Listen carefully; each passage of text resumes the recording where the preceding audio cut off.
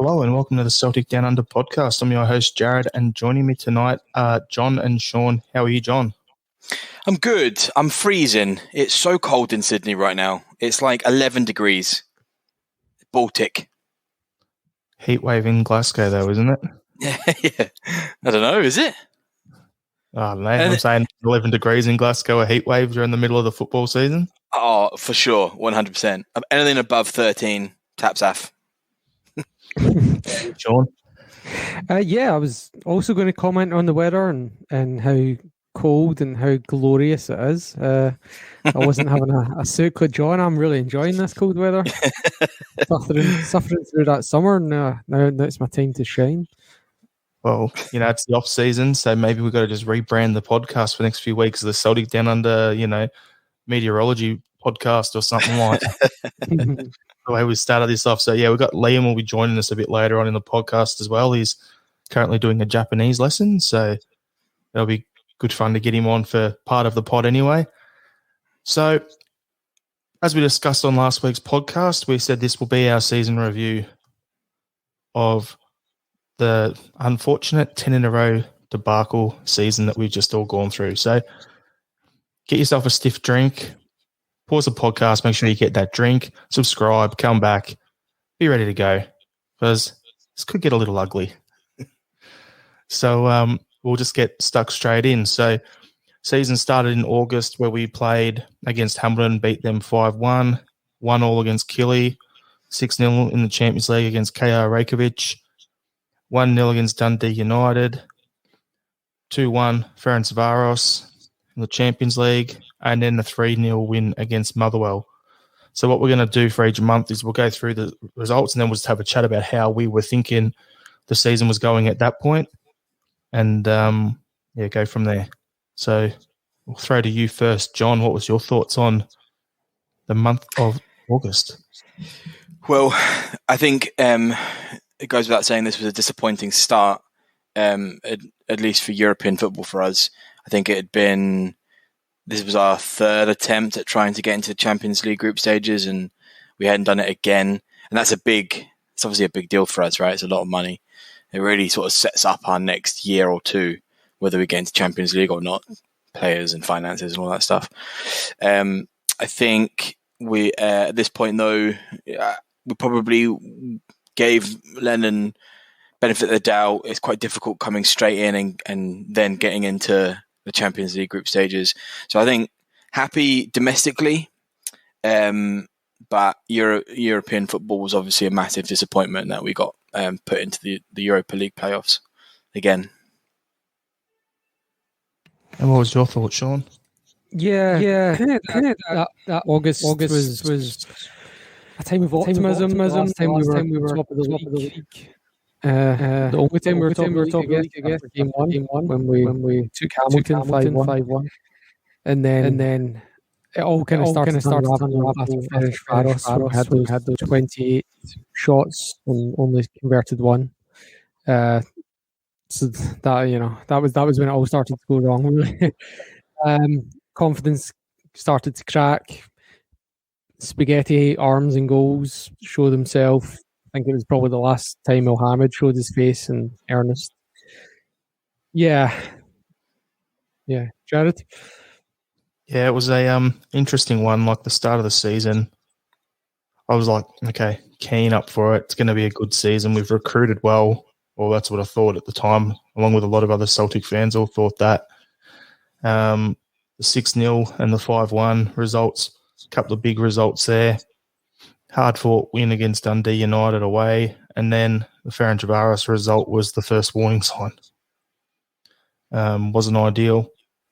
And off the back of that, then we went into a bit of a long, I think it was 8-game winning streak. But, yeah, at that point, I was still confident. I was a bit disappointed with how Ferencvaros result went, but thought it's early days. It's a one-on-one. It's a one-legged game. Not ideal, but we could push forward. But, yeah, no alarm bells were going at that point in time. I think that's fair. Yeah. Apart from the Ferencvaros thing, no.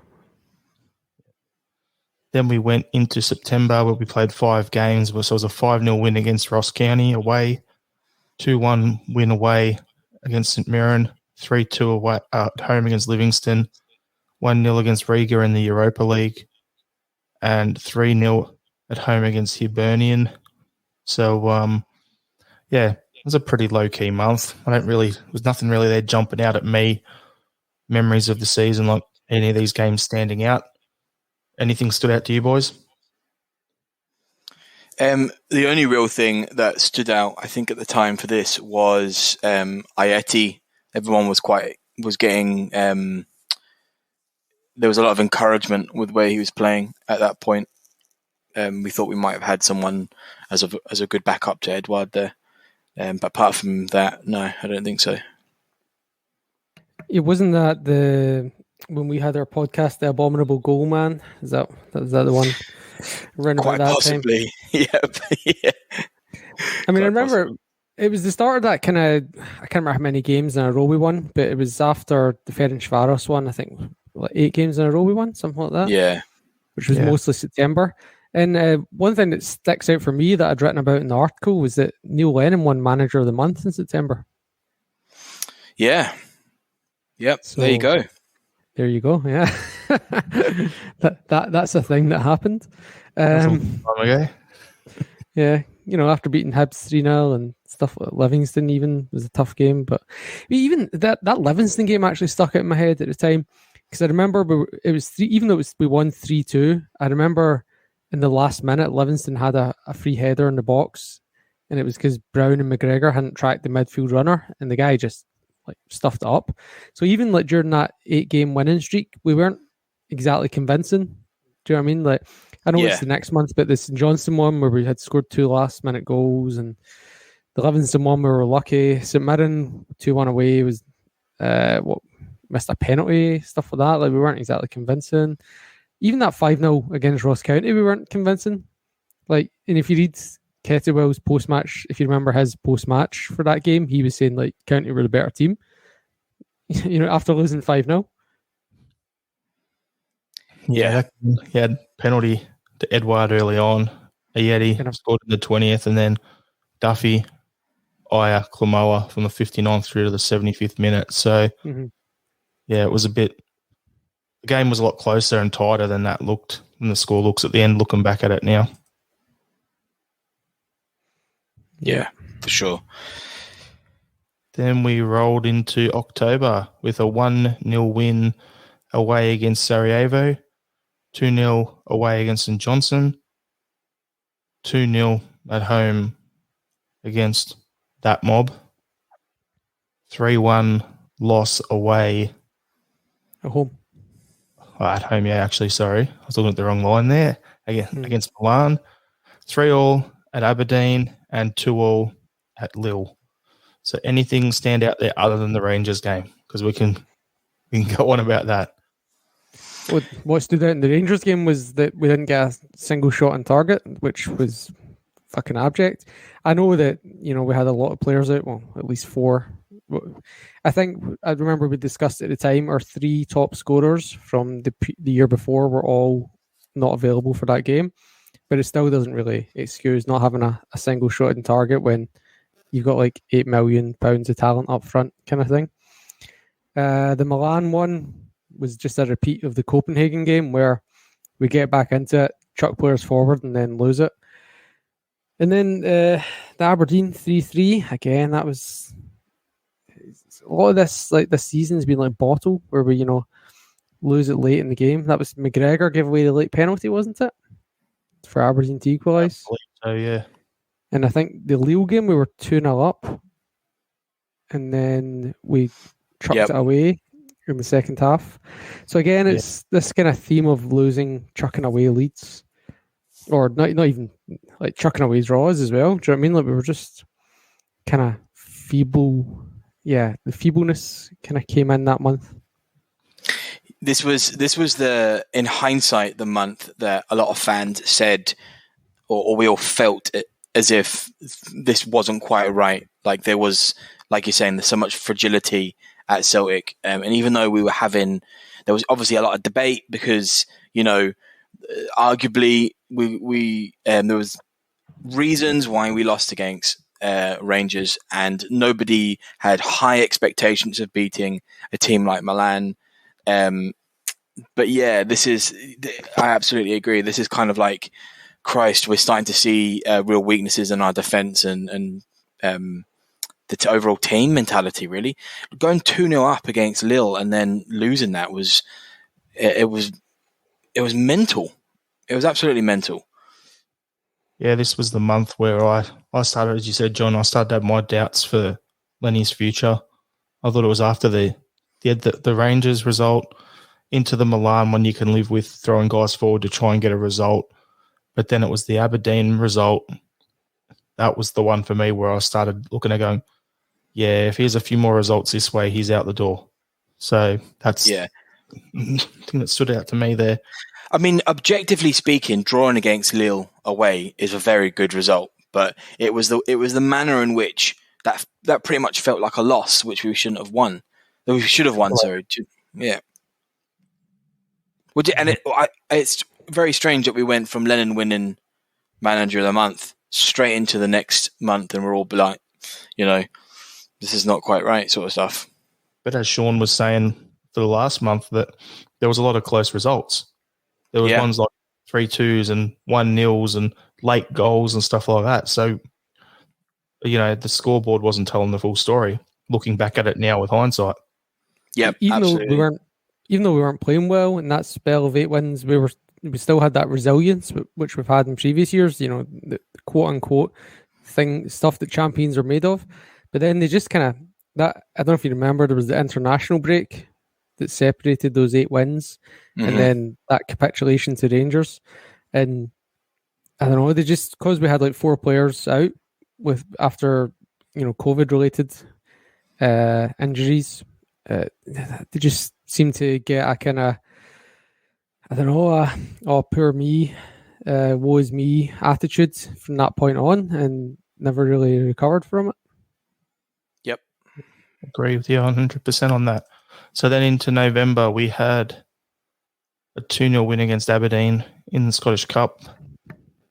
We had 4-1 a home loss to Sparta Prague, a 4-1 away win against Motherwell, 2-2 draw away against Hibs, 4-1 away against Sparta Prague, and then in the Brett Fred Cup, 2-0 loss to Ross County at home. So I think I'll just say it the easiest way.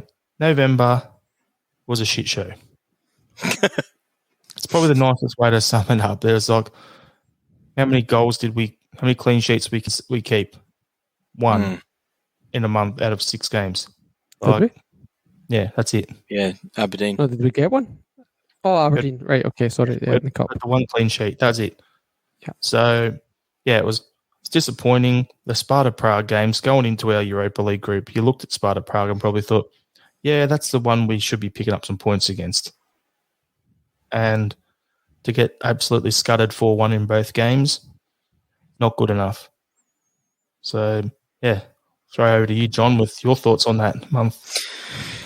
Yeah, fucking embarrassing month. I think this confirmed a lot of fears for Celtic fans after October. This was just complete confirmation.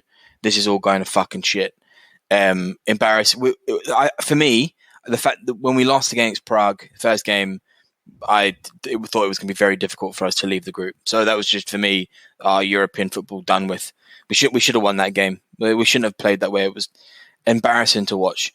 And then to get beat by County in the cup as well, unacceptable loss, to be honest. Yeah, really, really bad month at this point. Yeah, I don't know. It's hard to even pick out the worst. I don't, do you know what I mean? I'm just looking through it. I think Ross County 2-0 at home in the cup. For me, I was almost 100% on the Lennon out at that point. Before the actual protests when the league was chucked, but because we were all kind of, what was that, the 36th game? If we'd won that, it would have been 36 games in a row or something, cup games. Yeah. So that was the 36 one in that run, and I was kind of taking a very sanguine, like, well, all good things must come to an end view at that point. But, that quickly wore off once the league started to get impacted. That 2 each game against Hibs, we were pretty fucking inept in that game. That was a Laxalt last-minute equaliser. And even the one where we beat Motherwell, the only league game we actually won that month, again, we were kind of lucky. Like, it was 2 late goals when we were under the gun, Yep. When we really wanted a response in that game, that was one of the things that we've talked about at the time. We've just been embarrassed in Europe. We need a fucking response, and we didn't. Yeah. Not really. Not to the. I mean, look, we it was a win, right? Fucking one of the only wins in the month, but I think what we expect as a response from a team like Celtic is different from any other team, where you can't just win; you have to win the Celtic way. You have to show your personality, and we didn't do that. You've summed it up perfectly there. It was massive disappointment of a month, and then you go into December. So an away 4-2 loss to Milan, 1-1 at home against St Johnson, 3-2 at home against Lille, 2-0 at home against Killy, 3-3 against Hearts in the Scottish Cup, so that's last season, so let's just skip that. 2-0 at home against Ross County, 3-0 away against Hamilton, and a 3-0 home win against Dundee United. So it was a busy month in December. A few results there, but the main ones that jump out to me, easiest one to sum it up with a lot would be Celtic 3, Lille 2. Like, it's good to see some of the younger guys playing. Good result. And when you look at it with hindsight now that Lille just won the French league, that's a great result. But when it happened, it was still seemed like you're putting a Band-Aid over a cut and, seeing what's going to happen. It didn't really seem like a lot was going to change off the back of that. Yeah, there's 2 results in the space of a week there that really probably the best of the season, the best of times, the worst of times, That win against the French champions and the draw at home to St Johnstone, which it pretty much was the final straw for all Celtic fans, and particularly the ones that attacked the team bus. And look, you could, if you're one of the people attacking the team bus, then you could look at the 5 wins in a row that followed that attack and say, well, we that was the right thing based on the turnaround and results. But even 4 clean sheets in a row in the league in December. Yeah, look, on paper it looks good. It's just that Johnson game was killer, and as you say, the Lille game probably was the best result of the season. Yep, I totally agree. And I think at this point there was very strong pressure to get a different manager in. And a lot of conversation about we need to get a manager in now to give them an opportunity to put their own mark on the team and buy players that they want and all that stuff. And the longer we leave it, the less likely it should ever happen, sort of stuff. And again, on paper, it seems like it's not a bad month, but we all watched it and it just wasn't the standard what we were used to 12 months before. Or 6 months, 10 months before, something like that. It just wasn't good enough. I think beating Lille is a good result no matter what. Even if we're at our at 50% our best, beating Lille, who we all saw we should be beaten, and then they've gone away and won the French league. That's a brilliant result. But also giving away another win. We were up 2-0 against Milan. And then and I remember the Milan coach saying, don't worry, when we scored our second goal. As if he knew that we were going to fuck up defensively. Of course he knew. And then they go away and do it. Legs. We've been doing it all season. We were good to 60 minutes and then we just always drop off towards the end there. when previous seasons we were the team that was scoring goals in the 80th to the 90th minute mark, where and running circles around, especially under Rodgers. And then you look at it at this point of the season under Lennon, and we look like we're 4 months into a season, and our guys are unfit still. It was ridiculous. I mean, it said so much that manager reacted that way. Just calm down, don't worry. That said, that has to have been one of the most embarrassing things that I've watched as a Celtic fan. Yeah, that was the impression. Really, I think I'm actually going to chuck something in here, chucking a grenade. If you look at those final 3 games in December, 2-0, 3-0, 3-0 wins, and that's the games where we had Griffiths and Edward up front together, in which we hadn't had before this season until then. Yeah. And then we go into the first game of the new year, which I'm sure you'll cover in a minute, Jarrod, and we've got Griffiths and Edward up front together again, and we're absolutely dominating it for an hour until we get reduced to 10 men. But that's it. So those 3 2/3 of our games where we had Griffiths and Edward up front were the best form we had really in the league anyway all season. Was that January 1-0 loss to Rangers? Was that the one where they didn't have a shot on target, but they won the game goal? Correct. Yep. Yeah. So they beat us when we didn't have a shot on target, and they also beat us when they didn't have a shot on target. That's some fucking bizarre stats, isn't it? Bizarre world. Yeah, that was it. That was the only time we got to see 2020 Celtic. You know, the 9 in a row team was those 3.5 games. Yeah, I mean, and I don't know how far I want to go with this, but if Griff was fit and remained fit, then we would have been able to continue with those with them up front. But he clearly wasn't there. So did he let us down or not? You know, don't know if it's solely on his shoulders, but.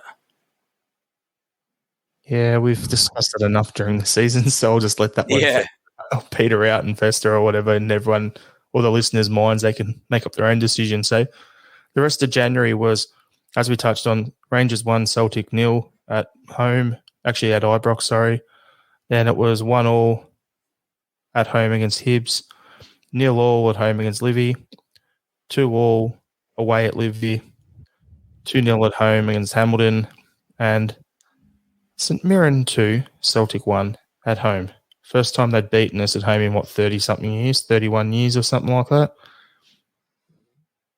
Lenny out. That went ballistic at that point there. Twitter blew up. Everyone wanted him out at that point in time. If they hadn't already wanted, that was pretty much the final straw. Yep. Shit show of a month. 1 win in 6, league done. Yep. All over. Yep. And biggest thing about this month is if you draw too many games in Scottish League, you fucking giving up the title. You just can't do that. You can't be drawing 3 games in a row. It might as well be losses. And where's Dubai fit in after the Rangers result and before the Hibs game? So that really worked out. We went to Dubai, and that was a waste of time and money, as you put in the article, Sean. That's up on the website. That was a waste of time and money, and that basically ended the season for us. Yeah, I mean, I think we've said it all. Like Cameron Harper comes in and gets his Celtic career ruined by, he plays what an hour up front, has out of position, plays shit, as does the rest of the team, and a couple months later he's off. That's like that didn't just kill our season; it killed his Celtic career, and other players have similarly not really recovered since then. Okoflex unseen since who's the other one? The one of the bizarre things looking back was that Luke O'Connell still couldn't get a game when there's 14 players out, or whatever it was, 13. And the weird part as well was we called back Robertson and then didn't play him. Yeah, but give him 10 minutes. Brought him back from loan. You could have just kept him on loan at the club he was at and played Luke O'Connell. Pure panicky stuff, wasn't it? That's what that was. Just pure panic. Shambolic. So into February. Celtic 4, Killy 0 away. Then it was at home 2-1 win against Motherwell. A away 4-0 win against St Mirren. An away 2-1 win over the double cup winners St Johnstone. Have to throw that in there because Rangers only got one trophy. They got two. Deal with it, bitches. Celtic 1, Aberdeen 0. Then a 1-0 loss to Ross County away. And then a 1-0 home win against Aberdeen. So anything stick out to you there, John? I mean, a good month, I guess, in the grand scheme of things. But and this was where everybody wanted Lennon out, but there was enough of the old guard that was sort of saying, "Well, look, this is what he can do when you give him the chance and stuff." And it's like, well, fair enough. It was a good month for the team and stuff. All I was hearing for those people was blah, blah, blah, blah, blah, blah, blah. At that point in time, there was nothing anyone could say to me to change me to that point of view where Lenny should have stayed. I think a lot of fans in the same ballpark. Yeah. When you look at his 6 wins and 1 loss, so if Lennon hadn't lost that game to Ross County, he probably wins February Manager in a month. Yep. Pretty much. I mean, good results. Good results throughout, yeah. But so all those previous shitty runs and shitty results, and it's that 1 loss to Ross County in the middle of 6 wins that caused them to quote unquote resign. Come on, are we supposed to believe that? Come on, he didn't resign. Let's be real here. Yeah, the old Lurgan Klopp was too stubborn for that shit. Was it just getting too close to season ticket renewal? They're like, oh, we need to do something here. Maybe seen to be doing something. Perception is reality, fortunately. Yeah. All right, into March we go. 2 games. Really? I didn't realise it was that bad. It was the games that we missed out on because we got knocked out. That's right. Oh, because it's cup games. Right, okay. No, was it? Or was it international? International, maybe. There's definitely internationals, but that doesn't account for... No, I don't know. There's a 2-week gap there, so no big deal. That shows how... The whole season blends together, let's be honest. I know. Yeah, I can't remember when the cup final was. Konnichiwa, Liam's son. O genki desu ka? Chotto skareteru. I'm knackered. Nakamura? Or just how are we doing, lads? Brilliant. Good. We're good. Now you're here. We're up to the March season review. So up to that part of it. So the 2 games. So there was a 0-0 draw away at Dundee and a 1-1 draw at home against Rangers. So undefeated in March. Result. 2 points for the month. So we'll anything there you want to discuss, boys? Throw to you, John. Oh, Christ. Only decent result against them, I guess. The only one we didn't lose. Only one we didn't lose. Yeah, it wasn't much going on that month. So, we'll just roll it into April then and the 4 games then. So we had Scottish Cup game, Celtic 3, Falkirk 0. We had a 6-0 win over Livingston at home in the league. A Scottish Cup defeat at Ibrox 2-0. And a 1-1 draw away against Aberdeen in the league. What stood out to you, Sean? Well, the Scottish Cup, obviously. Livingston 6-0 was our biggest win of the season, and you think, oh, cool, got a bit of optimism going into this Scottish Cup game against them, and then that's pretty quickly undone when a midget in his mid-30s scores an overhead kick, and Stephen Kenny then chucks in an own goal for good measure. Stephen Kenny. Yeah. And we didn't really look like... Edward got that penalty that he was saved as well. And to be honest, I don't think anyone really felt like he was going to score it when he was taking it. But yeah, I don't know. They won each game against Aberdeen, barely even registers in my memory. It was just, once we were at the cup, it was like, yeah, whatever. Everything's done. Yep. Just completely numb to results at this point. I think that's probably fair to say. Yeah, I don't even know how much I could enjoy the 6-0 win. It was nice, but, like I say, numb to most results. What about you, Liam? What stands out to you from any of those games? Well, I think it goes without saying. So let's just move on. Yeah, it was I agree with what you said, John. I was just counting the days and just wasn't really paying too much attention. Don't remember too much detail there. And then we got our last 3 games in May. So we had a 4-1 away loss at Ibrox, a 4-0 home win on Bruni Day against St Johnstone, and then finished the season with a 0-0 draw over at Easter Road. So anything stand out to you there? Sevco conceded a penalty I forgot to mention in that last one, Edward. That was their first domestic penalty, the first league penalty they conceded was in end of April, start of May against St Johnstone. So they went a year and 3 months without conceding a league penalty. That 4-1 game, that was kind of our last hope of kind of having something to cheer about, and it was over pretty quickly. 4-0 against St Johnstone reserves meant nothing, and 0-0 against Hibs was just attending the funeral of the season. It was actually a perfect summary for how the season went, the 0-0 game, because it was wasteful, it was boring, it was uninspired football, and it summed up everything that had happened the whole season before that. Yep. Just a whole month of just summing up our season. Shite.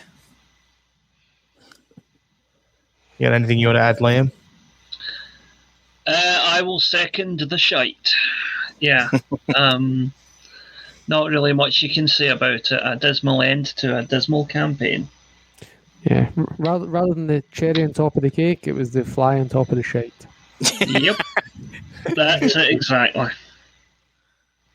Brilliant. So that's the end of the season review on that one there. So what I want to touch on quickly is, before we go into it, if we had to quickly pick our young player of the year and player of the year, let's quickly just end it on that. And then we'll go to, for Celtic only, not for the league. Mm-hmm. And then we'll move on to the quiz you've got, Sean, and then we'll go from there. Cool. Young player, when I did vote in this, Celtic got slaughtered for posting this in pretty poorly timed player of the year vote. I'd actually voted for Welsh, purely because I kind of took the view that being young wasn't enough to be a Celtic young player of the year. You kind of had to be an academy product. But based on the short list that they gave us, it would be Turnbull. Yeah. And player of the year? Player of the year, I'd voted for Ayer. Well, my votes would be exactly the same there. I had Turnbull as young player of the year, Ayer as player of the year. John's doing the old stroke of the beard, having a think here. Yeah, I was, yeah. I think I would agree with Turnbull. I think Welsh makes a lot of sense, sure. I think Turnbull overall was probably my young player of the year. And I would probably say Elyounoussi maybe as my player of the year. It's a tough one because they're all pretty shit. Yeah, I think he was... Did he not do quite well? And I think there was a ratings thing that had him like second or third behind Ayer, and I can't remember who else was up there. I can't give a defender player of the year. That's just not in me. Well, look, in this season, endeavour is enough to win it for you. Yeah. And Ayer was the only one that really showed any of that. So. Yep, very true. What do you think, Liam? I mean, it's hard to argue with Ayer. I'm tempted to give it to Barkas just for the comedy value, but no. Probably Ayer. honourable mention for Stephen Welsh when he came into the team. He did quite well as well. Young player Turnbull, unquestionably. But what concerns me is had we not been as rank rotten as we were around about November time, would Turnbull have even got in the team this year? That's another question. Well, once Lennon left. Yeah, obviously, but I mean, running up to that, it was clear, I'd say from about September onwards, that the team needed to be drastically freshened up, and Turnbull was left kicking his heels for another 6 to 8 weeks before he actually got a run in the team. I see we only have one player in the Scotland under-21 team, and that's Welsh. No one else. There's like 4 Sevco players and only 1 Celtic player. That says a lot, doesn't it? Yeah. There's 2 Man City players, 1 Liverpool, 1 Celtic, and 4 Sevco players. There's even a player from Bilbao who only play Basque players. So there's literally a Basque player in the Scotland under-21 team. Dude. Oh, God. He's got a Scottish mum. John's trying to make sense of this now. Yeah. If you guys listening could see a video that we've got going at the moment, John's head was just like a bobblehead. And he's looking like, breathe, John. Don't have your head explode. Like, you're good. His first name's Ewan, and then his second name's like Urain or some Spanish surname. But I'm assuming his dad's Basque and his mum's, because he's born in the Basque country, and his mum's Scottish. But it's just bizarre. How interesting. Because of the Bilbao thing, I was like, when I seen it in the list, I was like, Bilbao, wait, that's surely a mistake. Maybe he's so loyal to Basque that he refuses to represent Spain, so he's playing for Scotland in protest. Get on ya, you rebel legend. That's right. Well, he would be a Fenian, wouldn't he? Because that would be the Quinta Brigada. Yeah. To be.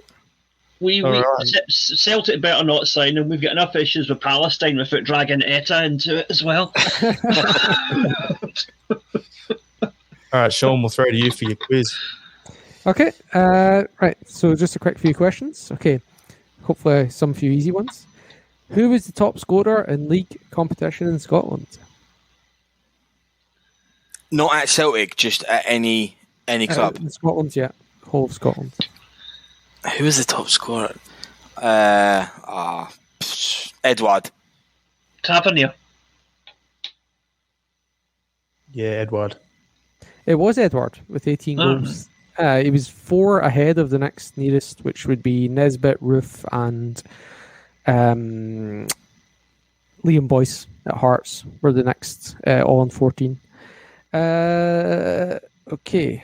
Who scored the winning penalty for Celtic in the Scottish Cup final? Chris Aya. Yep. Sure. yeah, Jarrod, it was Chris Aya. I didn't give anyone there. Yes, smashed it in. I was just watching it back for my article, and I hadn't realised that Hearts had actually scored their first 3 penalties. And then Conor Hazard, the legend.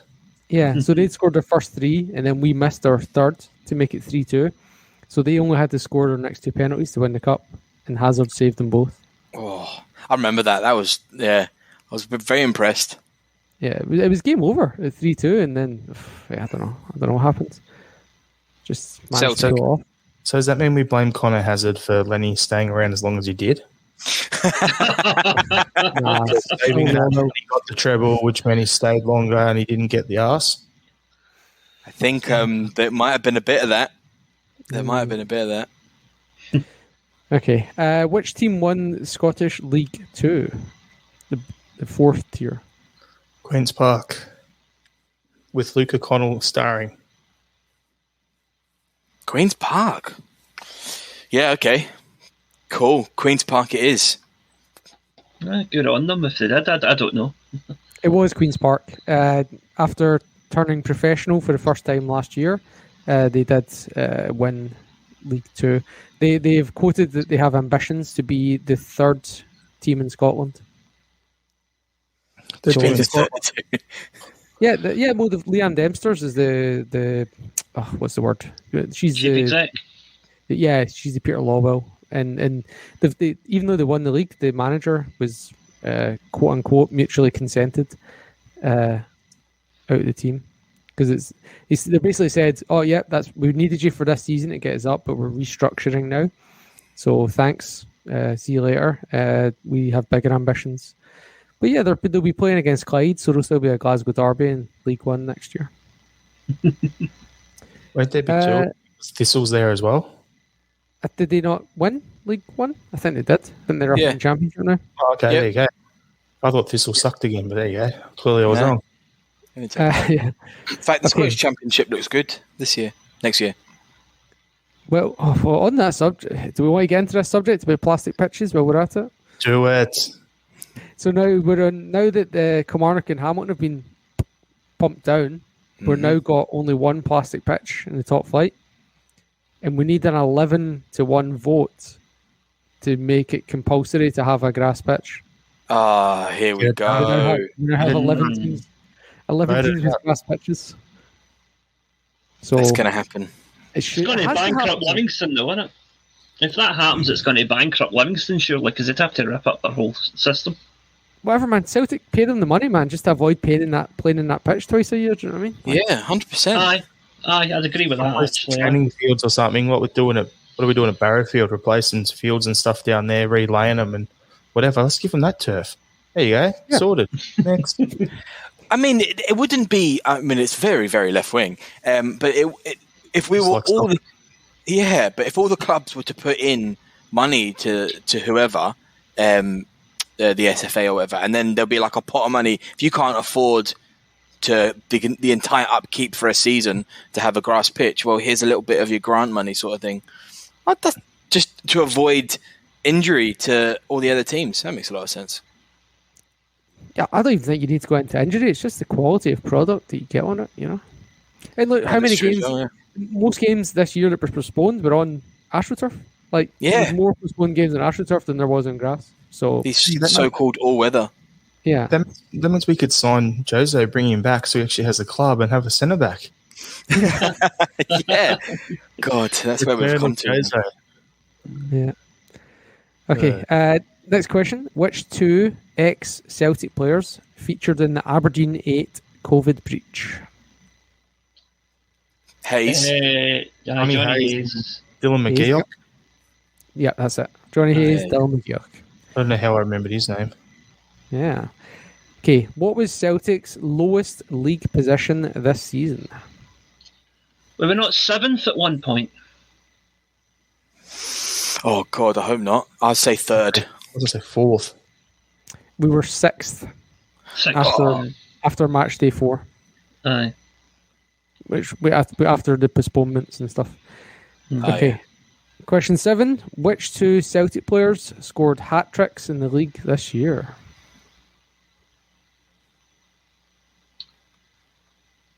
El Yunusi. Yep, against Motherwell in the 4-1 game. And Eddie. In the first game of the season. Against Hamilton. Makes a lot of sense. I was sitting there going, hang on, I know he did it at some point. Mm-hmm.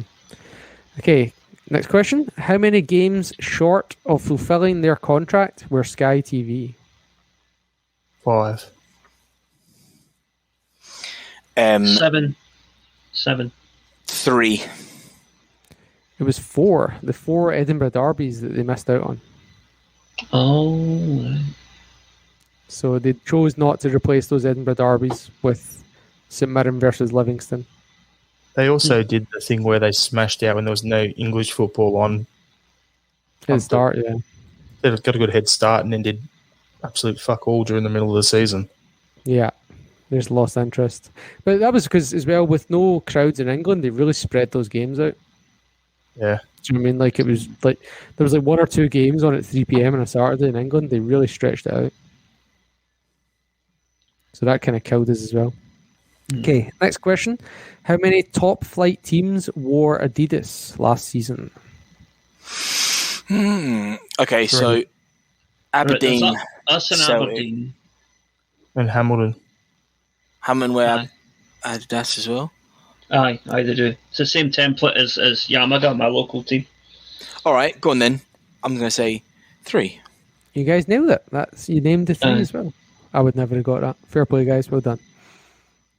And final question: how many managers were sacked during this season? Top flight. Sacked 4. or left the club, but Sacked. actually sacked. Okay. Actually sacked then. 2. Yeah, I'll say 3. I'll say 4. It was 1. Oh. Stuart Kettlewell of Ross County. There was 3 resigned. That was Gary Holt, Stuart Robinson, and Neil Lennon. Resigned. Got the boot. He was listed on Wikipedia as resigned. Fair enough. Well, there you go. I was wrong. And 2 mutual consents, Alex Dyer and Derek McInnes. So, I agree with you, Lennon. Were any of those resignations actual resignations? Maybe Holt, but the other 2 certainly not. It was more of a face-saving exercise, I reckon. Yep. But I mean, you can judge it, see who's in a higher-paying job in 6 months' time, and you know which one of them's a resignation. Well, none of them at the moment. They're all unemployed. Exactly. A resignation you would think would be a career-wise step up. That's. Mm-hmm. Now, John, you had something you wanted to. Things you looked at. Yeah.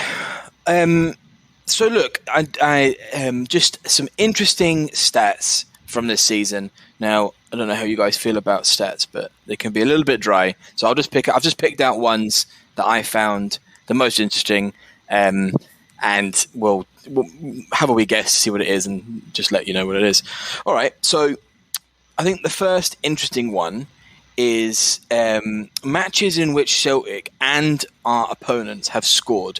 What percentage of games would you guess?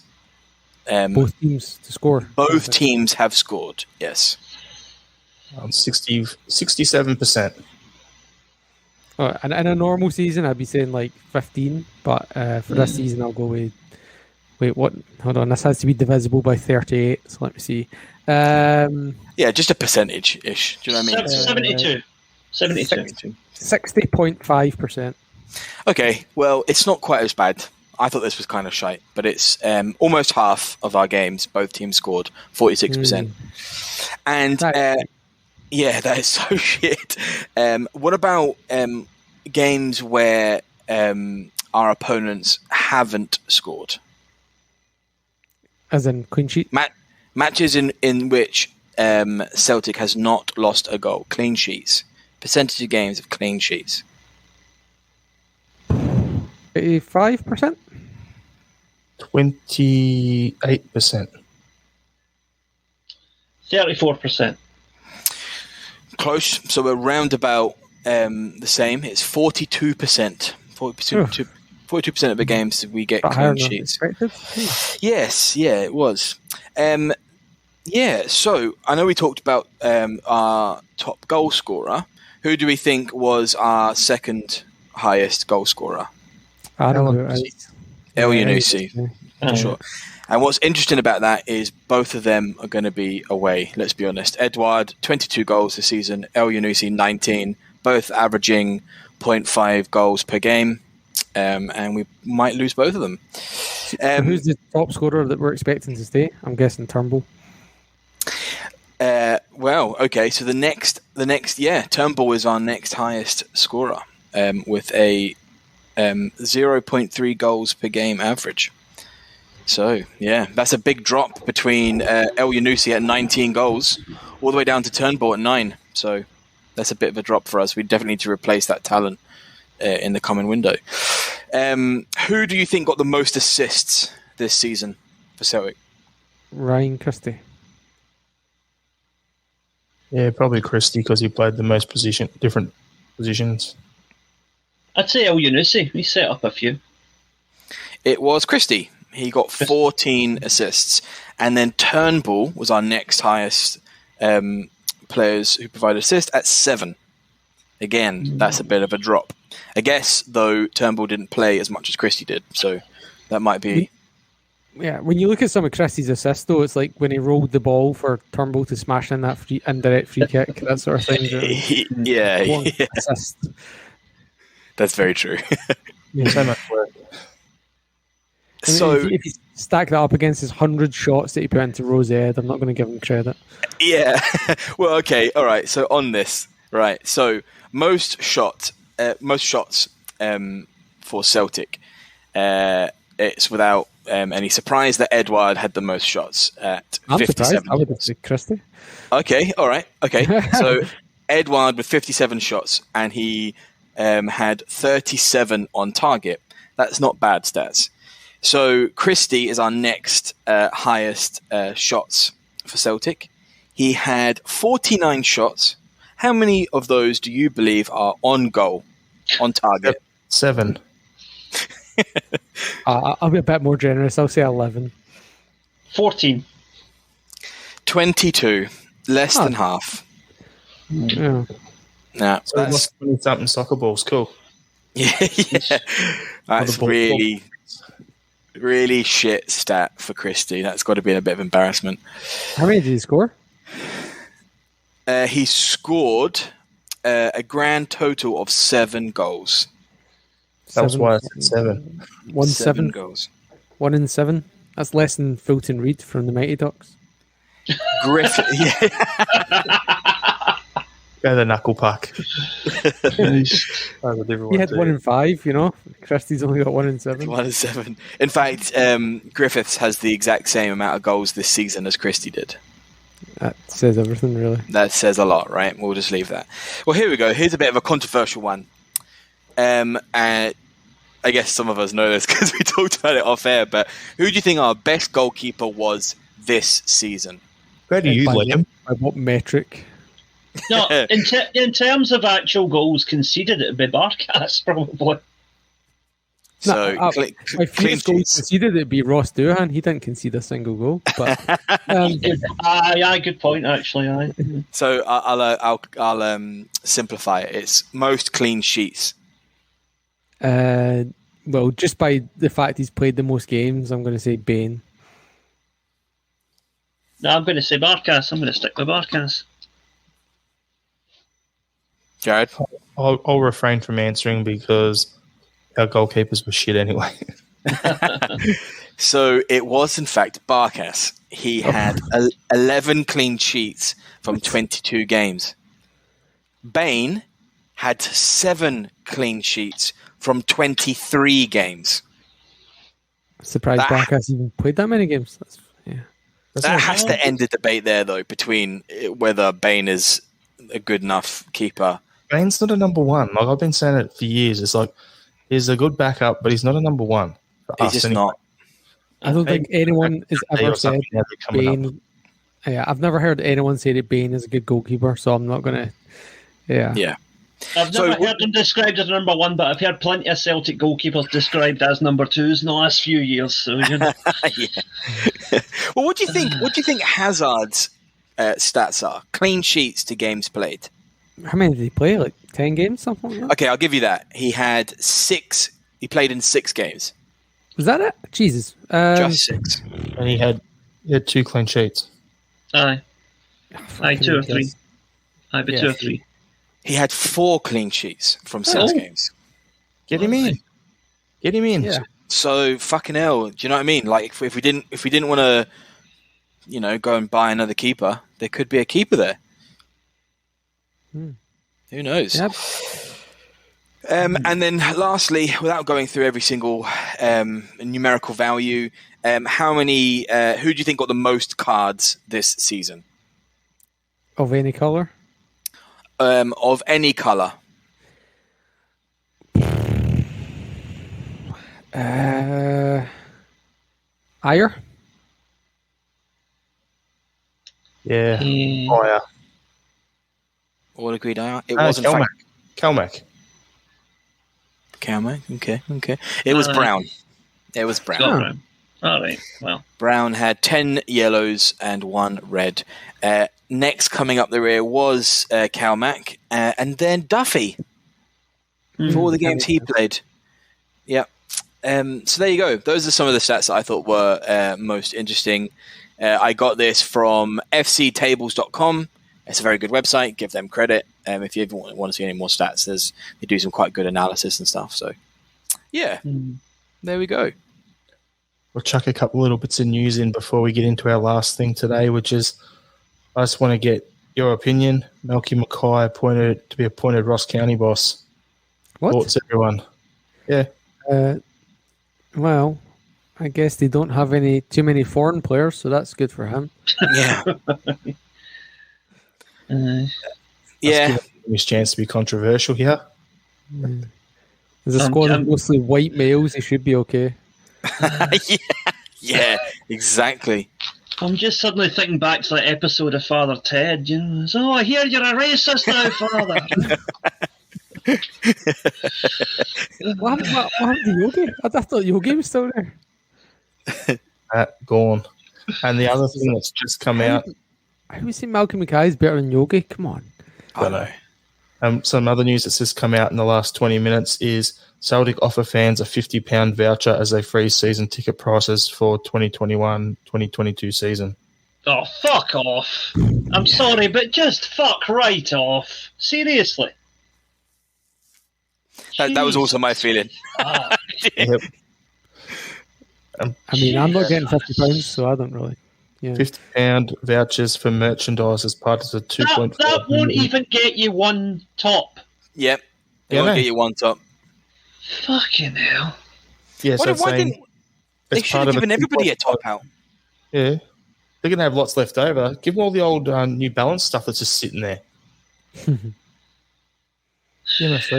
Yeah. Atrocious. So that's what they've offered. Piss poor. So, yeah, I just thought I'd quickly touch on that one because Liam gave the response. I think pretty much every Celtic fan is thinking after that one. You know, I'm going to elaborate a wee bit here if you don't mind. You know that as well as studying Japanese, I like to watch my history documentaries, right? Watched a documentary the other day about ancient Rome. And they had an interesting way of dealing with adulterers. What they would do. Bear with me on this one. So you know what they would do. You'd be dragged into the Roman Forum in front of like 20 or 30,000 people, and the husband of the wife that you had your way with had two options. He could either stick a raw vegetable up your arse, or he could have his way with you. Gentlemen, if I was on my hands and knees in ancient Rome right now, getting a vigorous bumming from Biggest Dick as himself, I would still feel like I'm getting a better deal than the bloody Celtic supporters are getting this season. Fucking hell. That's how I feel about this. That is the most U-turn of a tangent we've ever had in this podcast. When in Rome, as they say. That is wow, 179.9 degree tangent. I was just trying to think of who's the most unfortunate person I saw or read about this week, and it was that poor bugger in the Roman Forum, so I thought I'll compare him to this situation. Quite literally a poor bugger.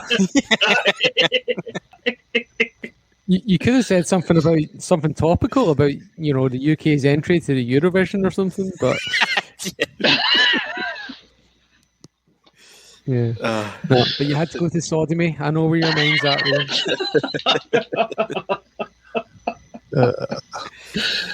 Oh well, as the Romans said, it's not gay if you're doing it to them. Anyway, when in Rome. Oh dear, yeah. 12 months ago, it would have been when in Rome beat Lazio, but you know, Liam's just made it a whole lot worse. Yeah. Well, you know, sodomize a Roman. I'll be honest, I enjoyed the Lazio game more than I did that documentary, but you know. Of course. All right, changing topics then. We got the last thing to review, which is in pre-season, we did some fearless predictions on what we thought, a bunch of topics on how we thought the season would end up. Let's just say, I think the name of the episode is This Didn't Age Well. Because we'll just go through. I'll start off with some random ones here. Okay, so we had bold predictions.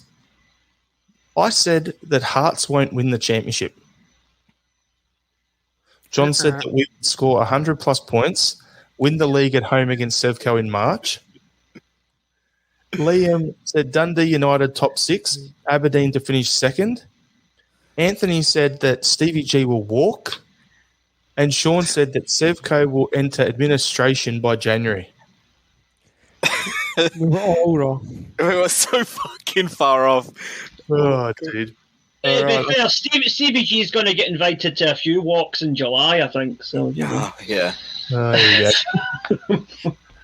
The next one was the best placed non-Glasgow team. I had Motherwell. Nope. John said Gibbs. Congratulations, sir. Yeah, there you go. Liam had Aberdeen. Anthony had Aberdeen. And Sean, congratulations with Hibs. Ding, ding, ding, ding, ding. Relegation. Me. Oh. St. Johnson. John, Hamilton.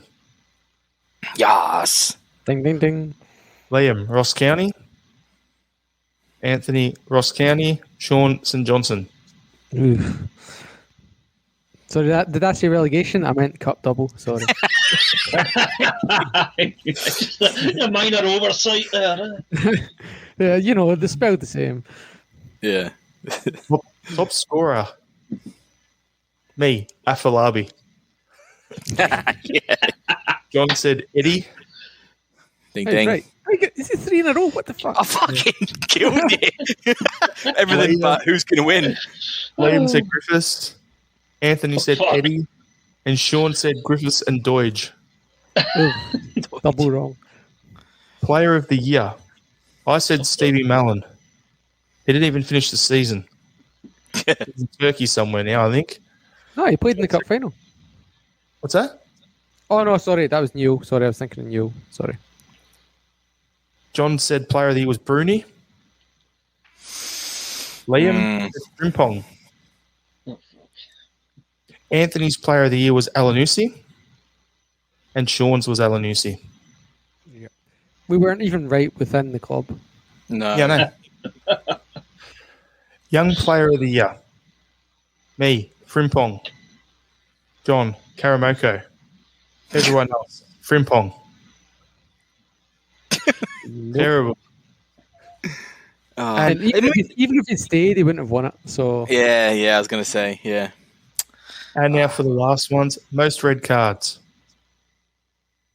Let's just say we all did ourselves a mischief here because I had McKenna, who left it pretty early in the season. Sean had Jack at Rangers. How many red cards did they have for the season? nope. None. And then John, Liam, and Anthony all said Kent. Yeah. So Wishful thinking. So, John, congratulations. You won the Fearless Predictions for this season.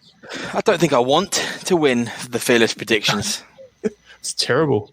Absolutely terrible. That did not age well. And, yeah, we'll still do it for next season.